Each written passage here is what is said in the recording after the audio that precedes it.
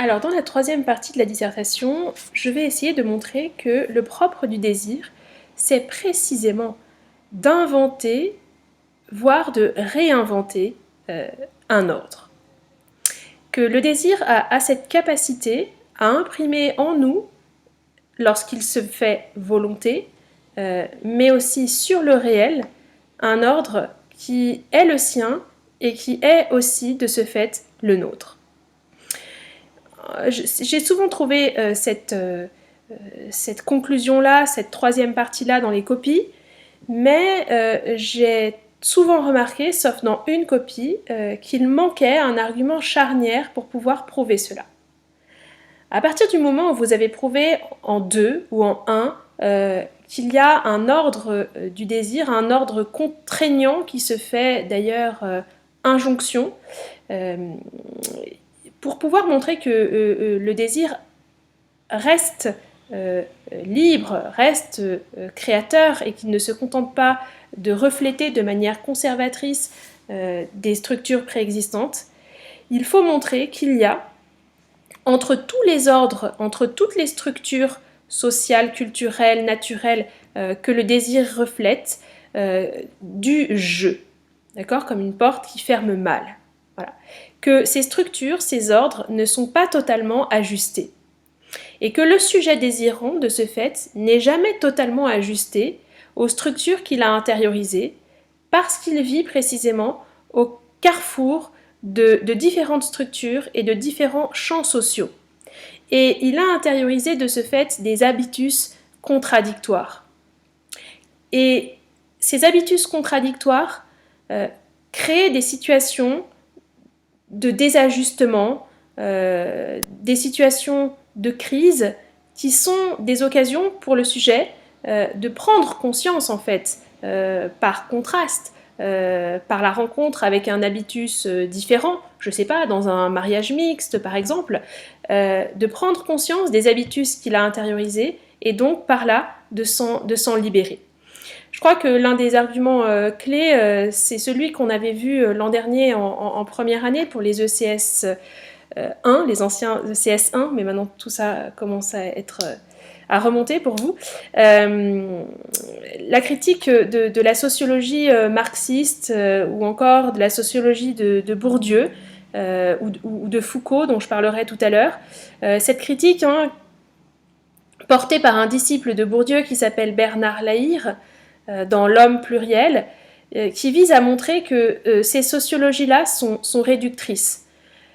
Pourquoi ? Parce qu'elles ont été construites très souvent, notamment celle de Bourdieu, à partir de sociétés traditionnelles. Les premiers travaux de Bourdieu ont effectivement porté sur la société kabyle, une société très très peu différenciée, construite sur une solidarité, si je reprends les termes de Durkheim, mécanique et non pas organique, une société où la division du travail est peu finalement poussée, où les valeurs partagées par les individus sont très homogènes, et effectivement où il y a peu d'occasions pour les individus de désajustement, d'écart par rapport au groupe.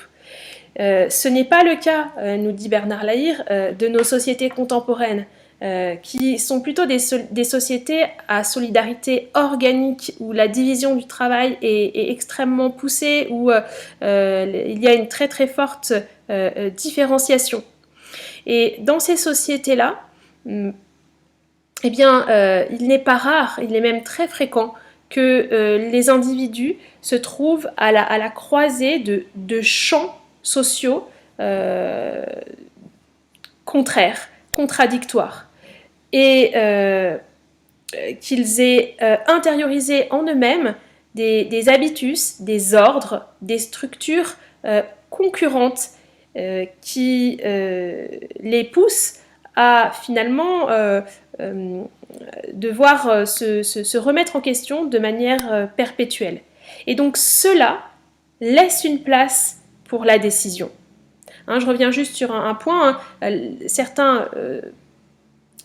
Certains étudiants de Bourdieu, de Pierre Bourdieu, se plaignaient de ne pas trouver d'ouvriers type avec les goûts esthétiques, culinaires, sportifs, les opinions politiques associées. Bourdieu pensait que chaque individu avait intériorisé un habitus type qu'il reproduisait dans les différents segments de la vie sociale, professionnelle, économique, etc.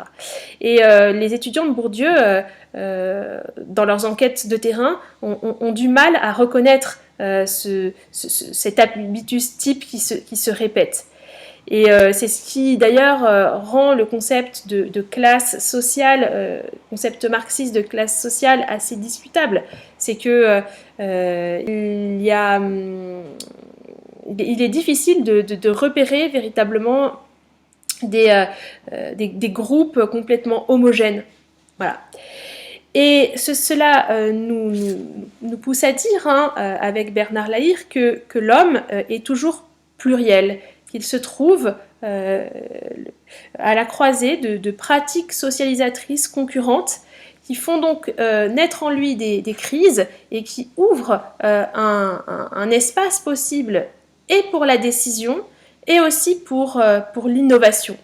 Et d'ailleurs, souvent, si le sociologue a perçu ces différents champs, c'est qu'il s'est souvent trouvé à la frontière entre différents champs, qu'il a vécu ces crises, et c'est pour ça qu'il lui est sensible, que lui y est sensible. Voilà.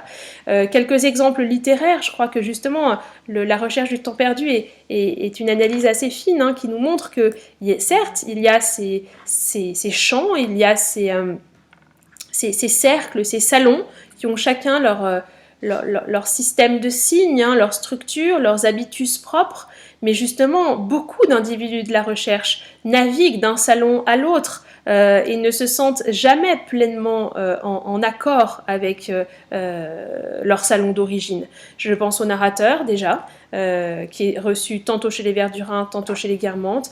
Je pense au baron de Charlus, qui appartient au salon des Guermantes, dont il est un peu le centre de gravité, mais qui est totalement attiré par le salon des Verdurins.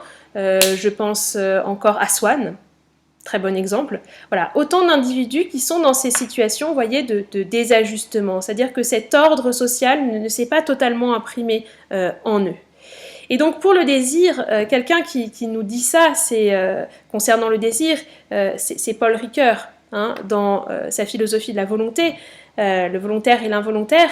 Paul Ricoeur nous montre que c'est vrai tout particulièrement pour nos désirs qui ne sont pas unifiés, tant d'un point de vue biologique, naturel, affectif que social.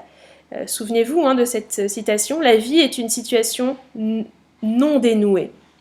Et c'est précisément à nous de l'ordonner. C'est aussi à nous de produire de nouveaux agencements, je dirais en termes deleuziens. Donc voilà le premier argument qui me semblait être absolument indispensable. Parce qu'on a du mal à comprendre comment vous réhabilitez la liberté dans une deuxième partie, si finalement il n'y a pas de place théorique pour cette liberté. Et là, vous voyez, le multidéterminisme, le caractère non convergent du déterminisme, je ne suis pas en train de dire qu'on est dans une situation de libre arbitre, que le sujet est devant une page blanche. Non, non, il y a plein d'habitus, il a intégré beaucoup de déterminisme qui modèle et qui ordonne ses désirs, mais il en a intégré justement trop, et ces derniers ne sont pas coordonnés. Voilà. Et donc cela rend possible le deuxième argument. En effet, cette situation d'ordre multiple laisse une place pour la volonté. Voilà. Et c'est ce concept de volonté que je mettrai au centre. Alors bien sûr, à condition de le redéfinir. La volonté n'est pas le pouvoir d'inventer sa vie. D'accord ? C'est pas le pouvoir de commencer dans une sorte de fiat inaugurale à partir de rien. Mais c'est précisément, comme le montre Paul Ricoeur, la capacité à ordonner ses désirs. je cite Paul Ricoeur, hein, cette citation que beaucoup d'entre vous ont reprise, « Le vouloir est l'un qui ordonne le multiple de l'involontaire ». Voilà. Et bien précisément, toute notre liberté, toute notre subjectivité se joue dans cette capacité à donner un ordre, à donner une hiérarchie, à fonder une hiérarchie qui soit les nôtres à travers nos désirs. Voilà. Et si vous voulez, vous pouvez revenir à Platon. Paul Ricoeur est un très grand commentateur de Platon, mais quelle est la différence entre la mise en ordre que propose Paul Ricoeur et celle que nous proposait Platon en première partie? Eh bien, la différence, c'est la suivante, c'est que la mise en ordre platonicienne visait une finalité déjà là, déjà donnée. Le bonheur, le souverain bien, la contemplation. Mais pour Paul Ricoeur, il ne s'agit pas de mettre en ordre ses désirs en fonction d'une finalité d'un ordre déjà là, mais d'un ordre à inventer, d'un ordre à se donner. Voilà. Et certains sont allés plus loin. Cet ordre du désir, c'est donc cette mise en ordre que fait notre volonté, certes, mais c'est aussi la capacité pour Paul Ricoeur à formuler un récit cohérent sur nos différents désirs. Deuxième sous-argument hein, au sein de cet argument, la volonté, c'est pas simplement cette capacité qu'on a à reprendre en soi-même ses désirs pour les ordonner, c'est aussi la capacité à agir sur le réel et à modifier précisément l'ordre du réel.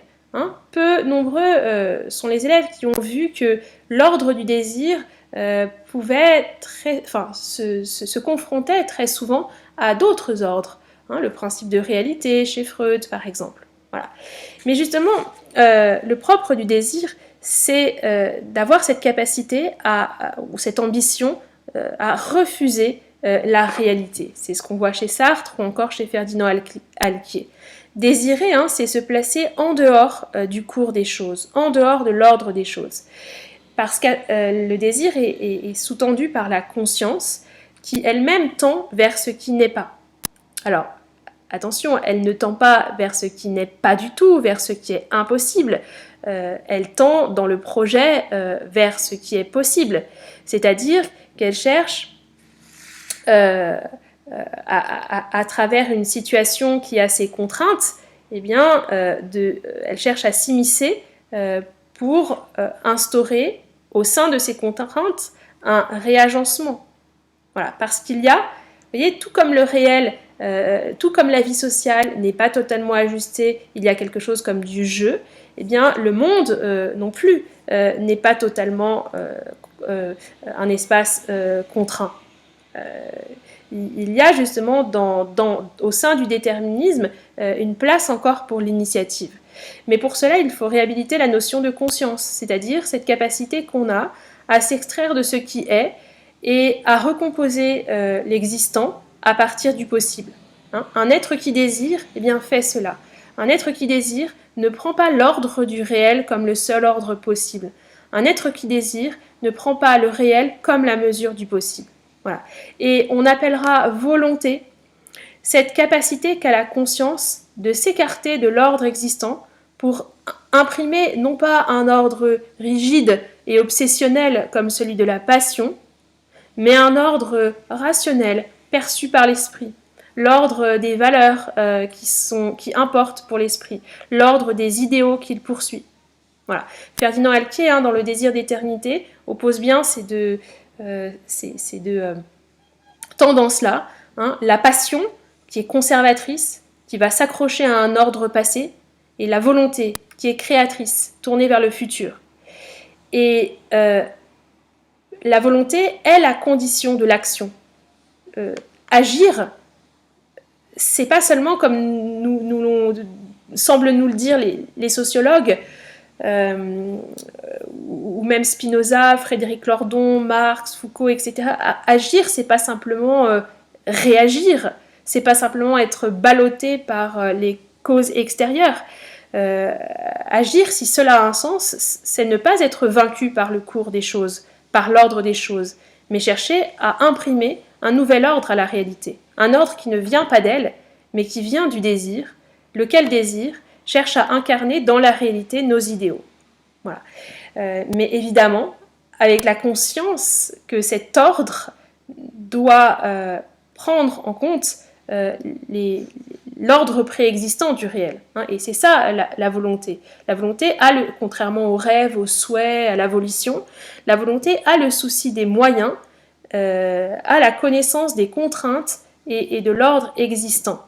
Et elle est plutôt, si vous voulez, proche d'une réforme que d'une révolution. Voilà, elle ne renverse pas la table, mais elle s'appuie sur les contraintes, les causalités, les déterminismes existants pour petit à petit imprimer un ordre nouveau. Donc voilà les deux arguments alors ça pourrait être d'ailleurs, on pourrait conclure là la dissertation. Vous voyez, on aurait montré en premier argument pourquoi il est possible en fait d'avoir une initiative dans cet ordre du désir. Cet ordre du désir n'est pas seulement un ordre reflété passivement. Voilà. C'est un ordre aussi agi, c'est un ordre que l'on peut nous-mêmes repenser, donc en nous, mais aussi hors de nous. Voilà. Mais je pense à un dernier argument qui viendrait peut-être conclure la dissertation. Un dernier argument qui chercherait à montrer que le désir authentiquement vécu reste fondamentalement une puissance de désordre et de désorganisation. Non seulement le désir a une capacité de réagencement du monde, mais il a aussi une capacité de désordre, de désagencement du réel. Et c'est vrai que c'est ce qu'on attend aussi de lui. C'est ça qui nous fait vibrer dans le désir. Par lui, on espère, un peu comme Carmen, rebattre les cartes de notre existence et s'émanciper justement des contraintes du jeu. Bien sûr qu'il y a tous ces fins réglages sociaux qui font qu'un ordre plane sur nos goûts, sur nos tendances, sur nos affinités, etc. Ordre invisible et contraignant. Mais il est vrai que dans certaines expériences de désir, tout se passe comme si on était capable de s'en émanciper. Mieux, tout se passe comme si le désir était le facteur susceptible de nous en émanciper. Et il y a des instants de grâce, justement, où le désir, par le désirable, vient nous surprendre. Il vient réinterroger nos goûts, nos attentes. Je pense à l'exemple de la seconde rencontre du narrateur proustien avec la Berma. Cette seconde rencontre qui est vraiment un choc esthétique devant le suprêmement désirable, devant l'objet, esthétique, beau. Eh bien, on comprend qu'au-delà des satisfactions suggérées par le Figaro ou encore par Monsieur de Norpois, le narrateur accède devant cet objet suprêmement désirable à quelque chose qui dépasse son propre désir, à quelque chose qui outrepasse le monde qu'il connaît, à un objet suprêmement désirable qui interroge ses goûts, qui impose un ordre nouveau, qui met en crise justement, qui met en question l'ordre préexistant de son désir. Souvenez-vous, Proust nous raconte très bien qu'il était venu voir la Berma la première fois avec un très grand désir. Et finalement, il n'avait regardé, il n'avait écouté ce spectacle qu'à travers l'ordre de son désir, qu'à travers les attentes de son désir. Et c'est pour ça qu'il avait été déçu. Parce que très souvent, les projections de nos désirs sont extrêmement rigides. Dans la seconde rencontre, c'est l'inverse qui s'est produit. C'est l'objet désirable qui l'a attiré et qui est venu à lui. Et qui a dès lors mis en crise ses représentations. Voilà, c'est aussi ce que André Gide suggère dans Les nourritures terrestres, hein. Rien, heureusement, ne ressemble au rêve qu'on s'en était fait. Il y a dans l'authentique désir, qui n'est pas projection sur le réel d'un ordre rigide, mais qui est accueil, eh bien, une capacité, vous voyez, de désordre, de dérangement. Et c'est peut-être ce qui fait la différence entre le besoin et le désir. Le besoin est un retour à l'ordre, à l'équilibre, qui maintient les conditions initiales de l'existant. Le désir, lui, aspire à autre chose, à une véritable transcendance, à un arrachement à soi, souvenez-vous, comme nous disait Lévinas. Et je pense que précisément, pour terminer cette partie, la référence à Lévinas dans Totalité et Infini serait particulièrement pertinente, parce que le besoin ou l'appétit de la jouissance, nous montre Lévinas, totalise, hein, totalité et infini, il totalise, c'est-à-dire qu'il ramène à un tout ordonné qu'il fait sien, ce qu'il rencontre dans la consommation. Alors que le désir, précisément, vise un objet, mais je le mets entre guillemets, vise une réalité qu'il ne peut pas totaliser. Et c'est ce qui se passe dans l'amour, dans la rencontre avec l'autre, c'est que, suprêmement désirable, c'est qu'on ne peut pas imprimer sur l'objet de notre désir un ordre. Précisément, ce sujet, cet autre, vient déranger dans le désir, vient nous déranger, vient nous interroger. Donc, vous voyez, je maintiendrai en conclusion, finalement, je chercherai à